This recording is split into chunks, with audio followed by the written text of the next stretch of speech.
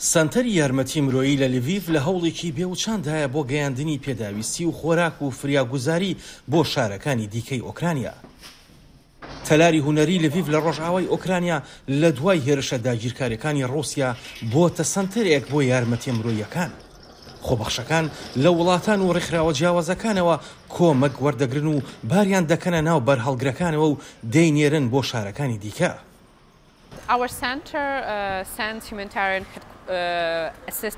ناوەندەکەی ئێمە یارمەتی مرۆیی بۆ ئەو کەسانە دابین دەکات کە لە ڕۆژهەڵاتی ئۆکرانیا دەژین لەو ناوچانەی کە شەڕی تێدایە. هەروەها یارمەتی مرۆییش دەنێرین بۆ سوپاکەمان کە دژی داگیرکاری ڕووسیا دەجەنگن.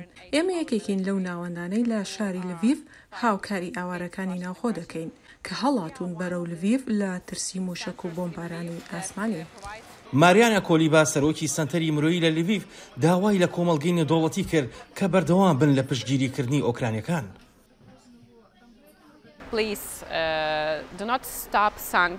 تکایە سزاکان مەوەستێن و زۆنی ئاسمانی لەسەر ئۆکرانیادا بخەن. ئێمە پێویستمان بە سزای قورستری سیاسی و ئابووری هەیە. تکایە دەست لە یارمەتیەکانمان هەڵمەگرن، یارمەتی مرۆیەکان ڕامەگرن، چونکە خەڵک زیاتر و زیاتر لە ماڵەکانیان هەڵدێن و پێویستیان بە یارمەتیە. تکایە یارمەتیەکان مەوەستێنن.